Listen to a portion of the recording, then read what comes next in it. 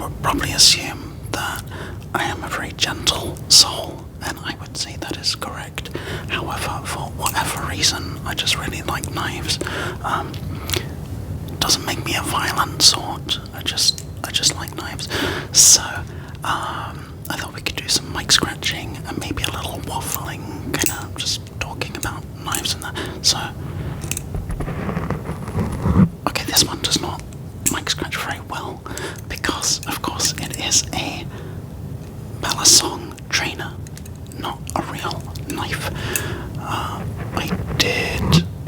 I think we'll give up on the mic scratching with this one. There's plenty more which are going to scratch better, but I did have a genuine Balisong at some point, which I tried spinning.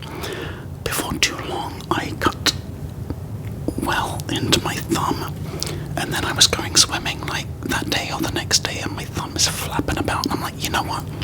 Not worth it. So I cut my thumb doing a Y2K rollover, which I shall attempt to.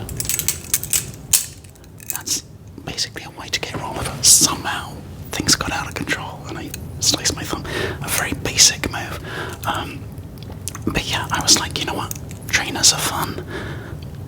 Forget the live blades. Too much hassle. But this is made by Jerry Home. Or at least it's designed by Jerry Home. I don't know how much he actually puts into making the blades he designs. I have no idea. They're pretty flippin' expensive, so I imagine he has something to do with it. Who knows? But yeah. So this is made by Home Design. This is a discontinued one. It's called a Rhapsody trainer, and they are, oh my goodness, they have been coming out with some very cool trainers recently. Prodigy, the C, letter C style, because they've had a few iterations. This is the C version, but they have been coming out with some incredibly good-looking versions of the Prodigy with like carbon fiber scales and titanium scales and what else? Titanium scales.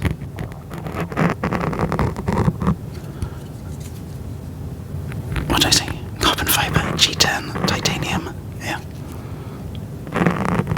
But I don't need one. Like I say, they're very expensive, and I don't need another Balisong trainer. Is what I tell myself. Besides, they don't have latches. And I'm an old person who likes flipping with a latch. Because I like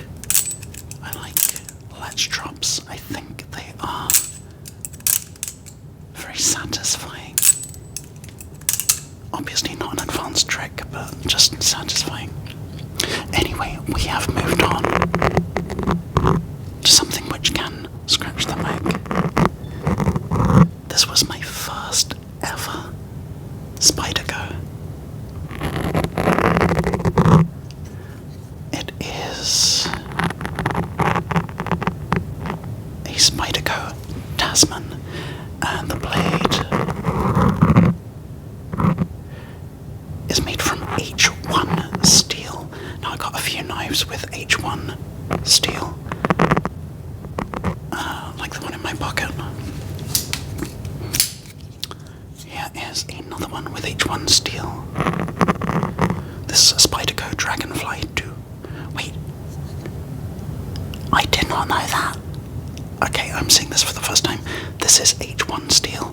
This is H2 steel. I had no idea they changed it. But same basic idea, I guess. It's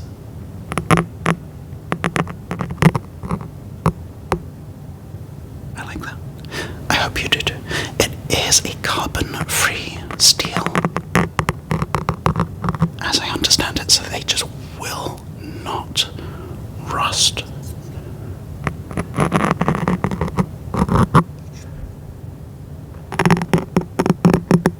Which is nice. I mean, obviously. So yeah, the Tasman 2 was my first Spyderco.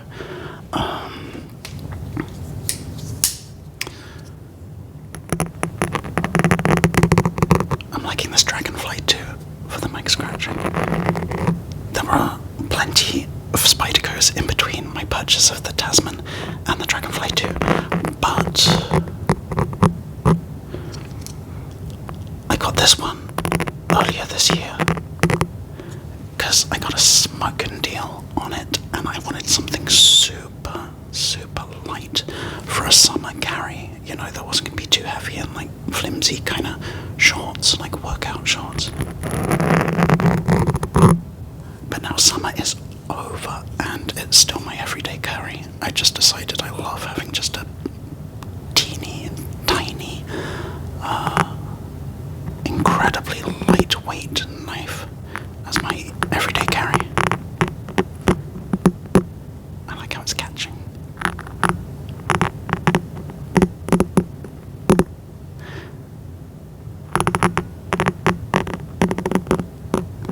And I went to try a different knife a couple of days ago, and it just felt so bulky. I just wasn't having it. I went to try this knife. This is a Spyderco. Are all my knives? Okay, everything that is a sharpie cut knife. Today is Spyderco. I have a couple other knives, but yeah, for whatever reason, we just got the Spydercos here.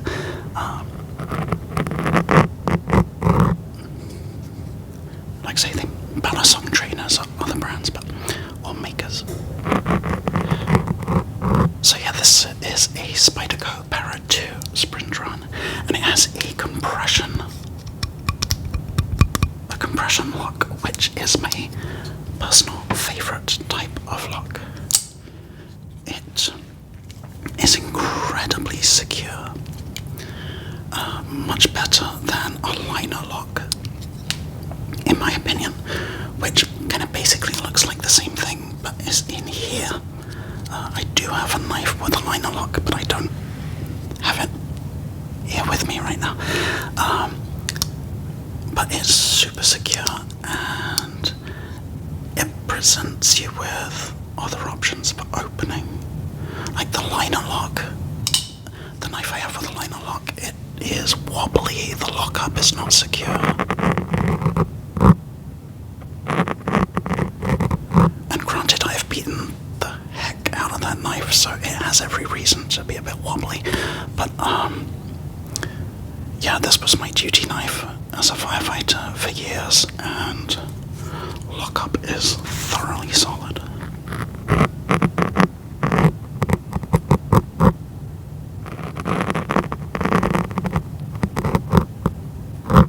I swapped out the clip for a deep carry clip because it's just more convenient having the knife deep in your pocket though, in my opinion.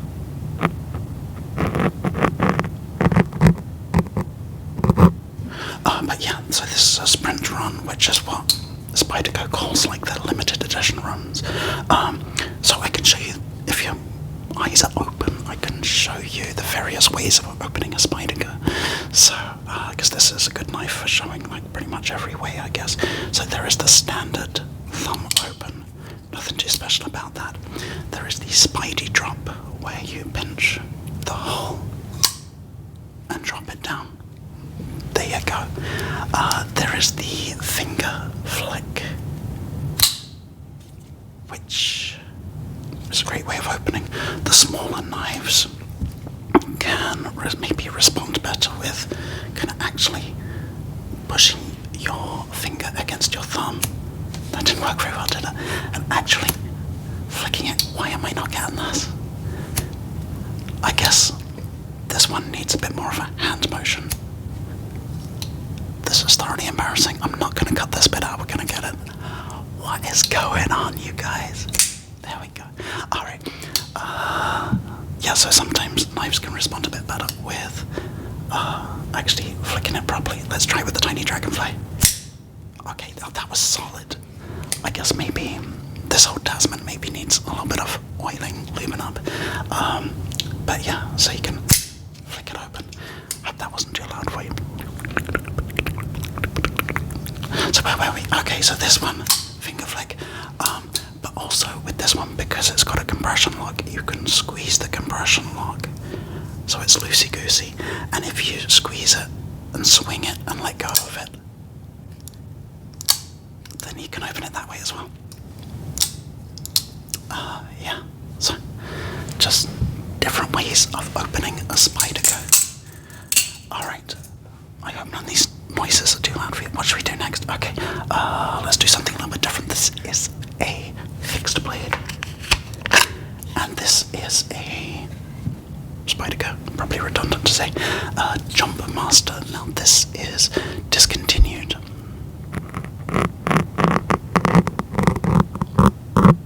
It is sharp as the flippin' dickens, and it has a very, very serrated blade. Let's see if we can get multiple scratches here.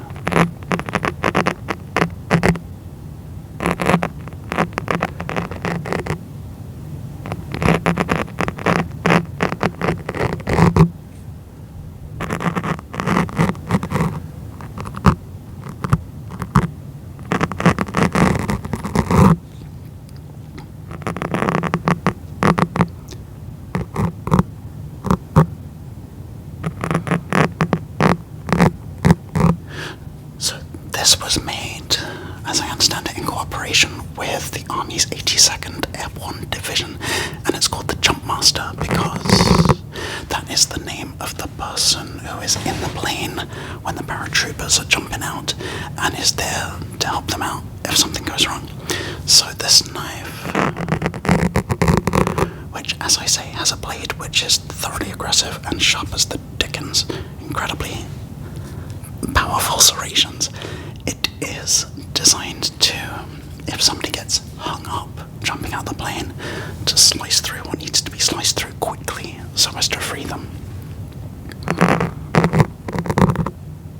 This summer I used it to cut through pool noodles to make a large lizard thing, so not quite the same. However,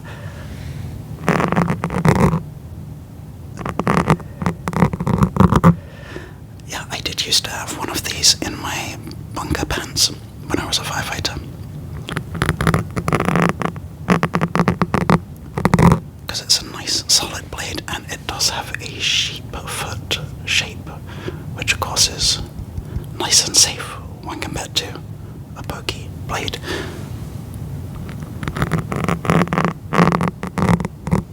I mean, it's a little bit pokey, but you know what I mean. It's got the sheep foot shape. So this was discontinued, like I said, and now there's the Jump Master 2, which does have a point. So that's kind of weird to me, but that's Spyderco for you. They love discontinuing stuff. Alright, what have I not done yet?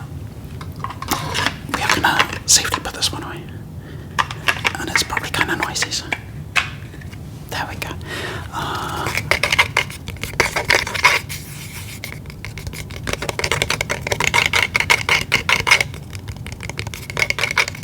Alright, let's get on to this scary looking beast here. The Spyderco Civilian, infamous, I dare say, and it has a ridiculous or redonkulous flippin' point on it, which I think can snap off quite easily if you try to do hard use stuff with it. But I do not think mic scratching is desperately hard use stuff, so I remember reading about somebody who uses this for mushroom foraging, which is a great idea.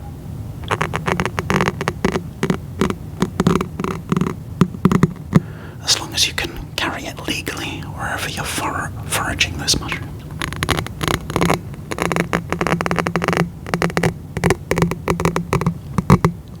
So this obviously is not one I carry around. I just think it's an incredibly cool knife.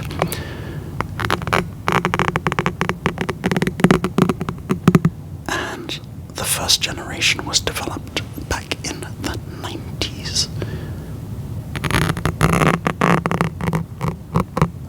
Apparently for undercover law enforcement officers who were in situations where they couldn't carry a gun with them, and didn't have like special knife training, so they could have this and I guess defend themselves, perhaps with aplomb, if the situation dictated that they needed to give that a go.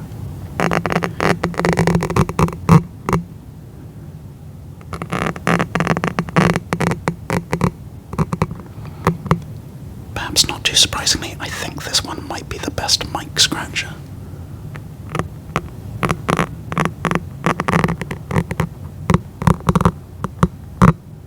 So yeah, this one has the particularly wicked shape to it, which they call the reverse S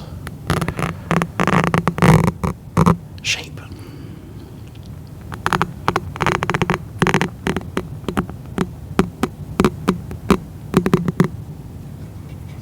Yeah, this one's kicking some ass, isn't it? Alright, let's try like the Jump Master, let's try the multiple serration.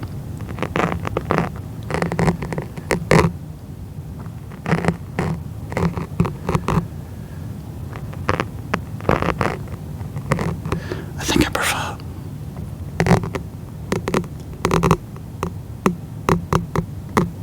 that. Alright, so Spyderco Civilian. I will try not to chop my finger off. Ready? Let's try again. There we go. Thankfully this bit is not sharp right here. I would not really want to do that with my finger lower down, but yeah. Alright, let me show you some other Balisong trainers I have. So here is a, was it Blade Runner Systems, bare bones. Here is a, I think this is the first one I got because it's nice and cheap, just to kind of try it out, see if I enjoyed it. This is a BB barfly. Yeah, I mean that's not very good for scratching, is it? But it's a bottle opener, and it is loud as the blazes. So I'm not going to go slinging this around. My favourite trainer is, of course, this titanium home design one.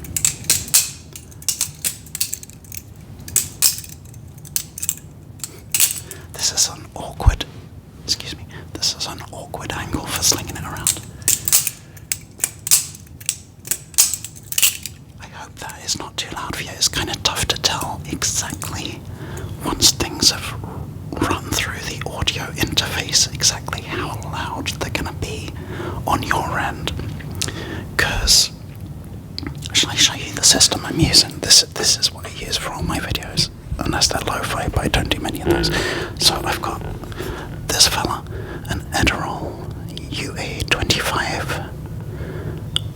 It runs through that, and then of course I got an SM81 Shure microphone, and then that just goes straight into the phone. But it would seem, I mean, the microphone has different settings where you can kind of control audio spikes a bit, so I don't know if it's just that or it's a combination of this and the audio interface. But if I drop a clanger, if you will, and there's a super loud noise, I think it's going to be awful, but then when I listen back to the video, it's typically just fine. So yeah, it's tough to tell what sounds on my end are going to come through as being too noisy on your end, but long story short, I hope it's still relaxing. Okay, is this the final knife that yeah, it looks that way. Okay, we can always go back and revisit some of the other ones, but this is a Spyderco Introvert.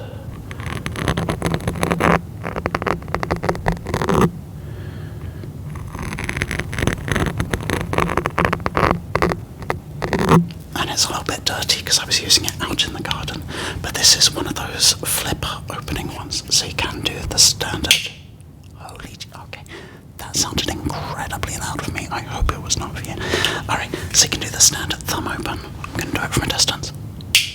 Alright, or you can actually flip this one. You got to give it a little bit of oomph because it's a backlock design. So you kind of got to give it a bit of oomph. I'm going to embarrass myself again here. Let's do it again. There we go. But you can flip it open like that. I don't really care for flippers, I'll be honest, and this has a very chunky shape for in the pocket, so this really doesn't see much carry time. Maybe I'll end up selling it, I don't know. I mean, it's a cool design and everything, but certainly not one of my favourite knives. VG10 steel, made in Seki City in Japan, and G10 handles, or scales if you will.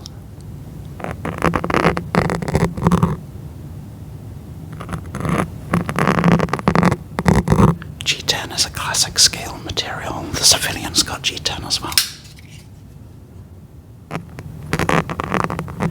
And actually this has the same steel as the Introvert. The Civilian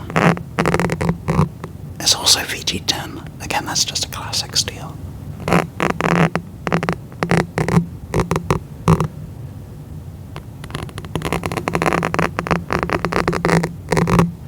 I'll put the Introvert away here. What steel is this? I want to say this is H1. Let's check. Crushed it. H1.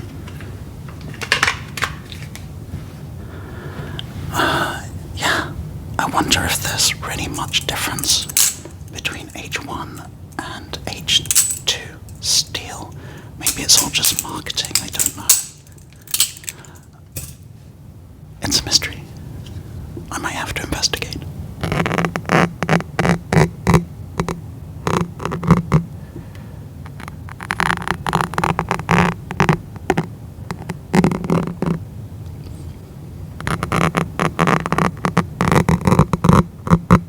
Anyway, this was just a bit of nonsense. But that's ASMR for you, and I just hope it was relaxing for you. Ideally, if you were trying to fall asleep, you're asleep, that would be great. Alright, let's safely put this away.